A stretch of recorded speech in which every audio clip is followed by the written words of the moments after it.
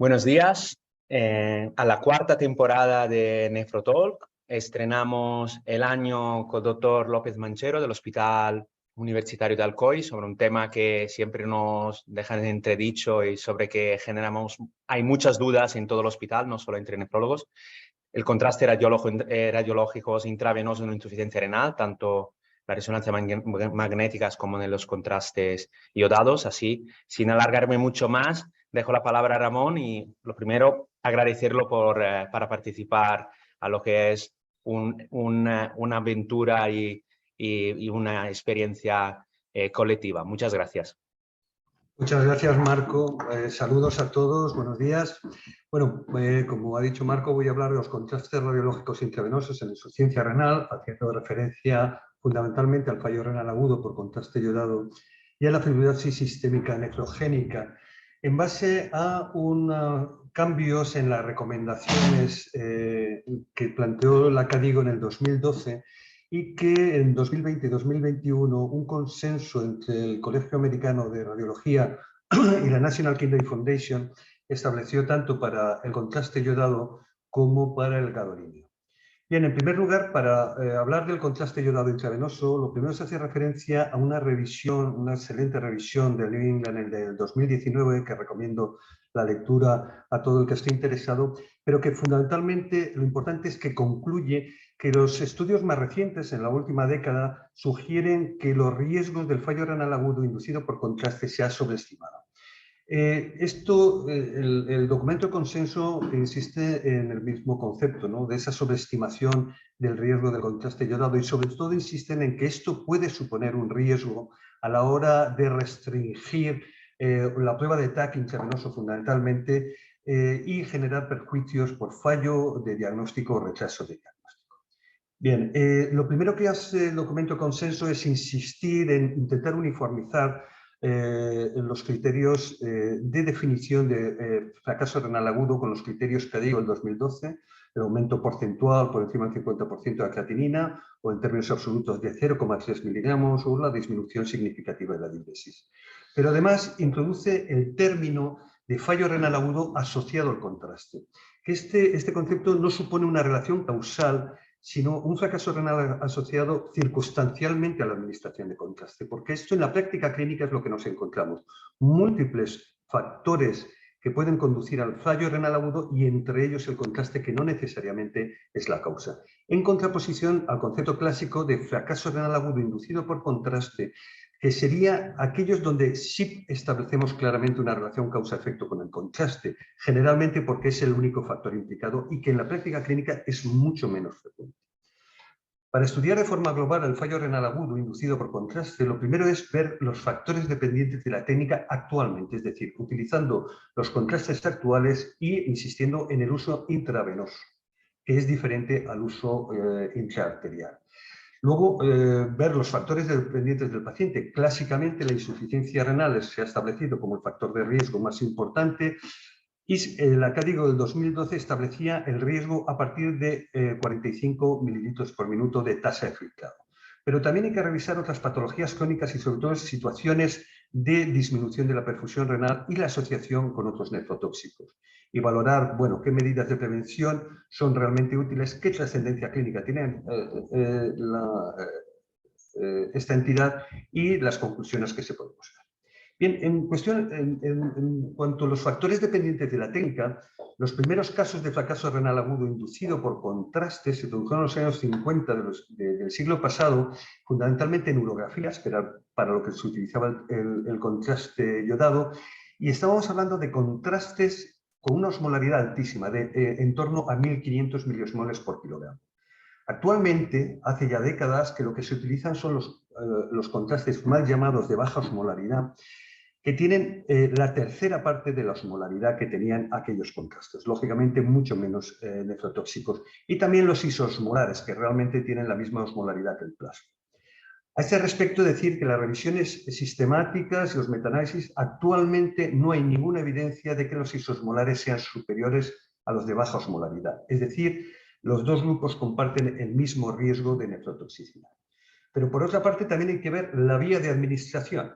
Si vemos los ascensos porcentuales o en términos absolutos de creatinina en pacientes con insuficiencia renal después de un TAC intravenoso, son mucho menores a cuando se administra por vía intraarterial, especialmente en lo que se llama la vía intraarterial de primer paso, en la cual el contraste llega directamente a la arteria renal sin la dilución que supone la circulación pulmonar y la circulación cardíaca.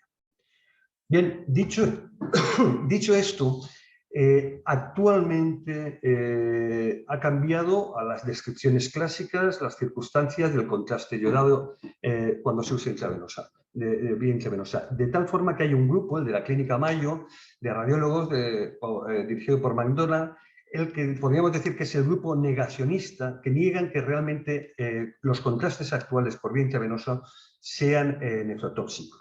De tal forma que en un metaanálisis que ellos realizan en el 2013 comparan aquellos pacientes con un TAC, a los que se ha realizado un TAC intravenoso con contraste con un grupo control de TACs sin contraste y no ven diferencias en la incidencia de fallo renal agudo, necesidad de diálisis o de muerte. Pero cuando entramos en qué papel juega la tasa de filtrado glomerular, es decir, el grado de insuficiencia renal previa, el documento de consenso hace referencia fundamentalmente a dos artículos.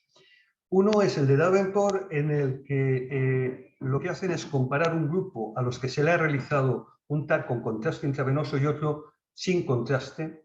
A los dos se les estratifica en función de la tasa de filtrado glomerular previa a la exploración y en los dos grupos, cuanto mayor es la insuficiencia renal previa, hay un mayor deterioro de función renal post-exploración. Pero esta diferencia no es significativa, pero no es significativa hasta llegar a una tasa de filtrado glomerular por debajo de 30, donde hay un exceso del 17% en los pacientes que recibieron contraste. Pero en contraposición a este estudio está también otro, también del grupo de McDonald, donde realizan lo mismo, el TAC con contraste comparado con grupo control sin contraste, estratificado por tasa de filtrado glomerular, pero utilizan una metodología estadística distinta, que es un pareamiento por puntaje de propensión, lo que le da una mayor potencia estadística. Este grupo no encuentra diferencias en el grupo con contraste o sin contraste en el deterioro de función renal posexposición. De tal forma que hay que tener en cuenta que las elevaciones de la creatinina sérica en el contexto de una exploración radiológica con contraste no suponen necesariamente una nefrotoxicidad por el contraste. Pequeñas oscilaciones de la creatinina pueden formar parte de la propia evolución de la enfermedad renal crónica. En un paciente con 3 de creatinina no es extraño encontrárselo en la siguiente revisión con 3,3. Y mayores deterioros pueden ser debidos no al contraste, sino a la inestabilidad clínica que el problema médico que ha indicado la exploración por contraste. Es decir, si a alguien se le hace un TAC por un abdomen agudo o por un tromboembolismo pulmonar, puede ser ese el motivo del deterioro posterior y no el propio contraste. De tal forma que en este documento de consenso ya no se considera al grupo de enfermedad renal crónica estadio 3B, es decir, por debajo de 45 mililitros por minuto, como de mayor riesgo para nefrotoxicidad por contraste, sino que el riesgo se baja a la tasa de filtrado por debajo de 30, pero con un rango entre un 0 y un 17% en la incidencia, con lo cual queda todavía las dudas de esa verdadera nefrotoxicidad por el contraste. Pero siempre hablamos de insuficiencia renal, pero hay otros factores que siempre hay que tener en cuenta. Fundamentalmente, todas las condiciones que disminuyen la perfusión renal. Hipotensión, hipovolemia, causas de insuficiencia cardíaca, cirrosis hepática y sobre todo la situación de sepsis. Muchos pacientes que entran al hospital con 1 de creatinina van a desarrollar un fallo renal agudo después de una administración de contraste, pero viviendo en estas circunstancias. Con lo cual es difícil de diferenciar cuál es el origen realmente del fracaso renal agudo.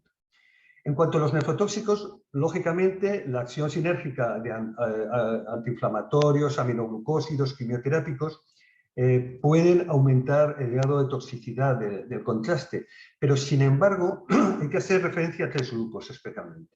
Con respecto a los IECAS y a los ARA2, no hay ninguna evidencia de que tengan algún papel en la aparición de fallo renal agudo inducido por contraste. Sin embargo, se recomienda retirarlos 48 horas previamente a la exploración con el fin de evitar hipotensión, especialmente en pacientes de riesgo.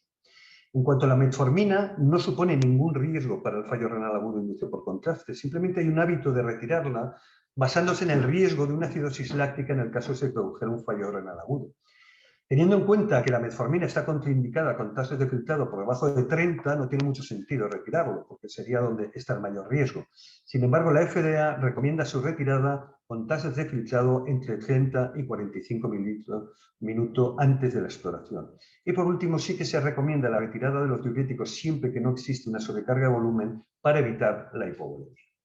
En cuanto a las patologías crónicas que también se han asociado al aumento de nefrotoxicidad por el contraste, la diabetes no es un factor independiente de fallo renal agudo inducido por contraste, pero sí que podría considerarse un factor aditivo en los fracasos renales agudos asociados, es decir, donde hay múltiples factores implicados. También decir que los estudios actuales descartan al mieloma como un factor independiente de fallo renal agudo inducido por contraste siempre que no haya depleción de volumen o hipercalcemia. Y por último, la condición de monorreno no supone un mayor riesgo de fallo renal agudo inducido por contraste. Cuando pasamos al tema de la prevención de ese fallo renal agudo por contraste, es decir, que actualmente la única pauta que se recomienda como realmente eficaz en la prevención es la hidratación con salino isotónico. La pauta clásica es de 1 mililitro kilogramo hora desde 6-12 horas previas a 6-12 horas posexposición, que se viene a traducir en 2.000 centímetros cúbicos de salino en 24 horas. Pero claro, esto es en pacientes ingresados. En pacientes ambulatorios de riesgo se podría utilizar lo que se suele utilizar en los cateterismos cardíacos, entre 3 mililitros por kilogramo hora, más o menos entre 200-400 mililitros, una hora antes de la exploración, y continuar con 1 mililitro kilogramo hora de 4 o 6 horas posteriores. Decir que en el CADIGO se hablaba también del bicarbonato intravenoso y la acetilcisteína oral. El PISER, que es un ensayo clínico que se publicó en el 2018, ya demostró que el bicarbonato intravenoso no era superior al salino isotónico.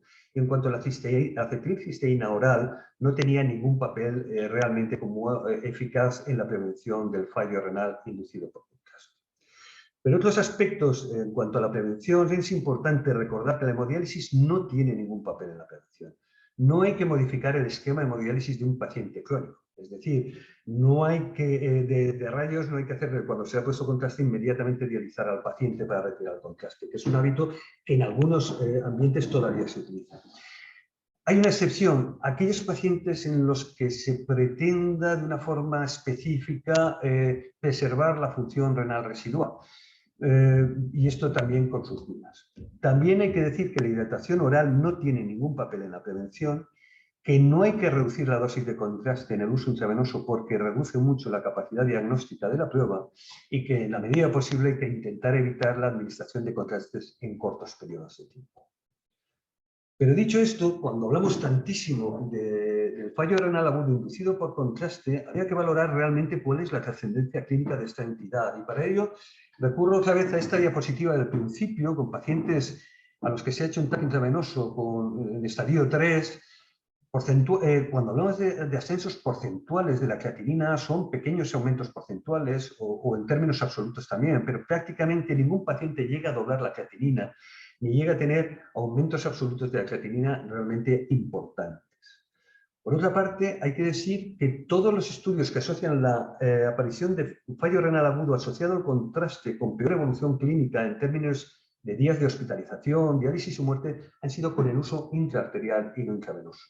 De hecho, con el uso intravenoso vuelvo a citar el metaanálisis de McDonald, donde el contraste iodado intravenoso tiene una incidencia de fracaso renal agudo, diálisis y muerte similar a los controles sin contraste. Simplemente vale la pena citar este artículo del 2016, en que en pacientes con enfermedad renal crónica a los que se les realizaba exploraciones seriadas con TAC, generalmente pacientes oncológicos, se veía que cuando se realizaba más de una exploración anual de TAC con contraste, había una evolución en enfermedad renal terminal más rápida. No obstante, los propios autores valoraban que la posibilidad de que la patología de base también tuviera influencia en esa evolución. Bien, entonces, como conclusiones, para acabar con el tema del contraste iodado, hay que decir que la conclusión fundamental es que cuando se precisa una exploración radiológica con contraste iodado para alcanzar un diagnóstico del que depende una actitud terapéutica, es decir, un TAC con contraste realmente con una indicación, con un buen criterio. Esta debe realizarse con la urgencia precisa independientemente del grado de función renal del paciente. Bien. El otro aspecto importante es que el aumento del riesgo del fallo renal agudo inducido por contraste actualmente se sitúa a partir de 30 mililitros por minuto, a diferencia del CADIGO que la del 2012 que la situaba en el 45 mililitros por minuto. Y por último, que la única medida preventiva eficaz es la perfusión de salino isotónico pre y posinfusión del contraste, por supuesto habiendo corregido todo el grado de hipovolemia y hipoperfusión renal previa y evitando los agentes nefrotóxicos simultáneamente. Pero he de decir que todos estos estudios que se comentan en el documento de consenso son estudios hechos por radiólogos. Probablemente, si fuéramos los nefrólogos quienes realizáramos esos estudios, hay algunos puntos que no quedan claros. En primer lugar, nosotros sabemos que menos de 30 mililitros por minuto es todo un mundo. No es lo mismo tener 2,5 de creatinina que 4. Quizás el riesgo habría que estratificarlo afinando bastante más. Por ejemplo, no sería lo mismo 28 que 19 mililitros por minuto. Es decir, ¿qué riesgo tendrían aquellos de menos de 20 mililitros por minuto? Realmente es mucho mayor. Y, por supuesto, el sentido común nos dice que en pacientes prediálisis, por ejemplo, los protocolos de trasplante realizamos los TACs sin contraste. En segundo lugar, sería bueno establecer realmente los grados de severidad de estos cuadros de fallo renal agudo inducido por contraste. No es lo mismo tener un AQI grado 1 con un ascenso porcentual de 0,4 de creatinina que tener un grado 2 o incluso un grado 3. Realmente habría que estudiar qué cuadros tienen una significación clínica. Nos pueden llevar a la diálisis del paciente o por lo menos a un aumento de la morbimortalidad. Y por último, si estos cuadros son leves y son reversibles, o bien queda un cuadro de lesión residual, porque eso también tendría una trascendencia, sobre todo en pacientes con insuficiencia renal crónica de cara a llegar al estadio C. Bueno, esto es todo en cuanto a los contrastes yodados y en cuanto al gadolinio, decir que este documento de consenso se basa realmente en un único estudio, que es un estudio que se hizo con los veteranos de los Estados Unidos, en el que se les administró a casi 5.000 pacientes con una tasa de filtrado glomerular por debajo de 30, incluyendo pacientes con estadio 5 sin diálisis. Y se les administró gadolinio del grupo 2 y no hubo ningún caso de fibrosis sistémica nefrogénica. Ahora pasaré a explicar lo del grupo 2 del gadolinio. Con lo cual, el hecho de que no apareciera ningún caso quiere decir que estadísticamente la probabilidad de aparición de un caso en estos pacientes sería casi anecdótica. Con lo cual, vuelven a insistir que restringir estas exploraciones de resonancia en pacientes donde realmente está indicada puede generar realmente mayores problemas que beneficios al no alcanzar determinados diagnósticos necesarios. Bien. Por hacer una revisión histórica, ya que fibrosis sistémica yo creo que casi ninguno, o por no decir ninguno de nosotros hemos visto, una descripción rápida es que se describió por primera vez en el 2000 por Cooper. La primera definición es de dermopatía fibrosante nefrogénica, porque eran una afectación cutánea fundamentalmente con placas confluentes, donde las biopsias mostraban una gran proliferación de fibroblastos, de desorganización del colágeno y que llegaban a dar anquilosis de las articulaciones y cursaban incluso con la caquexia del paciente y con una elevada mortalidad. Posteriormente se demostró la afectación de órganos internos en el 2003 y se estableció en el 2005 el concepto de fibrosis sistémica nefrogénica. Lo importante es que en todos los pacientes en los que se producía era exclusivamente en pacientes con insuficiencia renal y no habían casos descritos antes de 1997. Entonces la FDA realizó una encuesta epidemiológica y en el 2006 ya culpa al gadolinio como agente etiológico de esta entidad y genera una restricción de su uso a los pacientes con menos de 30 mililitros por minuto de aclaramiento de tasa de filtrado, con fallo renal agudo o sinolfato renal o en el periodo peritrasplante de hígado. Estas restricciones fueron llegando a Europa y en España en el 2009 es cuando la Agencia Española de Medicamentos genera una nota informativa con las restricciones del uso de gadolinio en insuficiencia renal y las recomendaciones de su uso. El gadolinio hay que decir que es un elemento muy tóxico cuando se deposita en los tejidos y además es muy poco soluble, con lo cual Su administración es con ligandos que aumentan su solubilidad, permitiendo su excreción renal, que cuando la función renal es normal hay una rápida eliminación, con una vida media muy corta. Pero a medida que progresa la insuficiencia renal, se va alargando el tiempo de permanencia en la circulación, con lo cual hay un mayor riesgo de liberación del gadolinio. Hay que comentar que la hemodiálisis elimina en una sesión prácticamente las 3/4 partes del gadolinio circulante y tras 3 sesiones consecutivas la práctica totalidad. Mientras que la diálisis peritoneal es muy poco eficaz en la depuración del gadolinio. Bien, pero hay que ver que los primeros casos los primeros compuestos de gadolinio que se utilizaron fueron los compuestos lineales, como la gadodiamida, que es con los que se acumulan la práctica totalidad de casos de fibrosis sistémica nefrogénica. El elemento gadolinio se coloca al extremo de la molécula y tiene una rápida liberación, tiene muy poca estabilidad. Sin embargo, posteriormente se desarrollaron los compuestos de gadolinio de estructura cíclica, donde el elemento gadolinio se establece en el centro del anillo y tiene una gran estabilidad termodinámica, con lo cual ese complejo se mantiene estable mucho tiempo, dando tiempo a su eliminación renal, incluso si está enlentecida, o a una sesión de hemodiálisis. De tal forma que se establecieron 3 grupos de compuestos de gadolinio. El grupo 1 son los 3 Omniscan, Optimac y Magnevis, donde se centran la práctica totalidad de casos de fibrosis sistémica nefrogénica, mientras que los del grupo 2, que son los macrocíclicos, y el Multihans, que aunque es lineal, tiene cierto grado de eliminación hepatobiliar. Con estos casos no hay casos descritos con claridad como causantes de fibrosis sistémica, sino que son casos donde hay dudas de que sean realmente el agente implicado. El tercer grupo son aquellos en los que todavía no hay una evidencia clínica. Todo eso ha llevado a establecer en el documento de consenso las siguientes recomendaciones fundamentales. En primer lugar, hay que evitar a toda costa los compuestos de gadolinio tipo 1 en pacientes con menos de 30 de filtrado o fracaso renal agudo por el elevado riesgo de fibrosis sistémica, especialmente con elevadas dosis o repetición de exposiciones. Hay que considerar, porque también estaba el debate si el gadolinio podía ser nefrotóxico, que las dosis habituales entre 0,1 o 0,4 en las angioresonancias, los compuestos de gadolinio no son nefrotóxicos. Y por último, y esto es quizás lo más importante, es que con los compuestos de gadolinio tipo 2, este documento de consenso elimina todo tipo de restricción dependiente de la tasa de filtrado. No se precisa ninguna medida de prevención, porque además no la hay.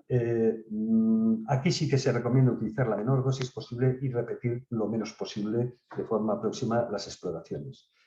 En pacientes en diálisis ya no es preciso modificar el esquema de diálisis, aunque en el sentido común dice que si se puede programar la exploración antes de una sesión, pues mejor.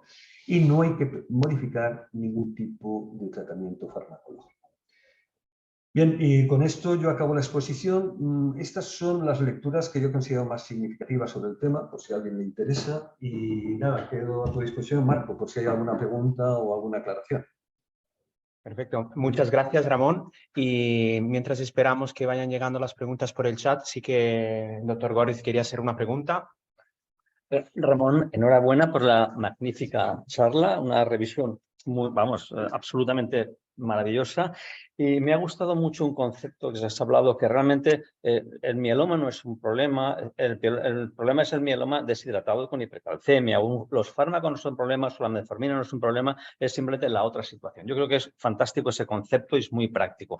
Entonces, claro, en este momento, con las evidencias que tenemos con ISGLT2, están empezando a ver alguna carta, por ahí algún artículo, y creo que esto en un futuro próximo tendremos que revisarlo, quizás sea otro tema de nefrotab, igual dentro de unos meses te va a tocar repetirlo, porque los ISGLT2 inducen hipoxia medular. La toxicidad de contraste es una toxicidad de la médula renal. Entonces, claro, quizás se ha planteado como la regla del día enfermo, cuando un paciente tiene una hipotensión, una situación grave, quitar el IECA, el metformina, quitar los diuréticos, etcétera, etcétera. Quizá ¿Tú crees que, dado que teóricamente el ISR2 produce hipoxia medular, que de hecho aumenta los niveles de EPO, de producción de EPO, por el estímulo de la hipoxia medular, podremos tener que plantear que habrá que quitar también el ISGLT2 el día anterior del contraste, igual que quitamos metformina o reducimos la dosis de diuréticos? En base a esa teoría, que es una teoría que estimula la hipoxia medular, porque los ISGLT2 disminuyen la carga hipóxica de la médula para mejorar la cortical, puede ser una de las situaciones para quitar estos fármacos tras hacer una prueba de contraste el día anterior. Como tú muy bien has dicho, la patogenia de la nefrotoxicidad por contraste son dos: la nefrotoxicidad directa sobre la célula tubular y luego la hiperviscosidad que genera la isquemia medular. Bien, cuando se metían en los años 50, y sobre todo en pacientes en mieloma, los primeros casos descritos son en urografías en mieloma. El primer caso es del 50 y tantos, en Dinamarca, caso de mieloma. Estaban metiendo compuestos que tenían 1500 de osmolalina. Eso sí que generaba una hiperviscosidad y eso sí que generaba una gran isquemia medular. Por otra parte, es que yo creo que el paciente que entra estable porque desde consulta se le ha pedido un TAC para descartar un tumor renal, por ejemplo, o con 13,8 de tensión, con una buena hidratación basal, realmente yo no creo, no les quitamos los IECAS, ni les quitamos la metformina. Yo personalmente no lo hago. Pero un paciente que ingrese de forma inestable, independientemente de que se vaya a hacer un TAC con contraste intravenoso, nuestro hábito es retirar IECAS, retirar metformina, retirar diuréticos y probablemente haya que plantearse también retirar los ISGLT2.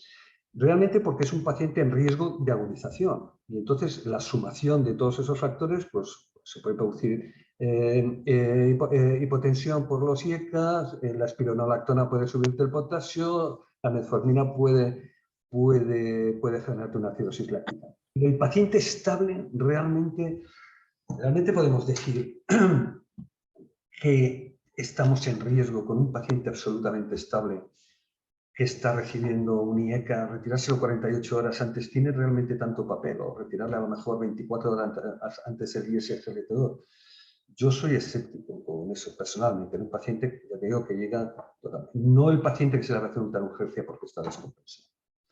Hay debate, también es cierto que habría que ver pacientes, pues eso, en estadio 5, pues a lo mejor en esos que son mucho más delicados, ¿no? Muchas gracias, Ramón. Fantástica charla, enhorabuena.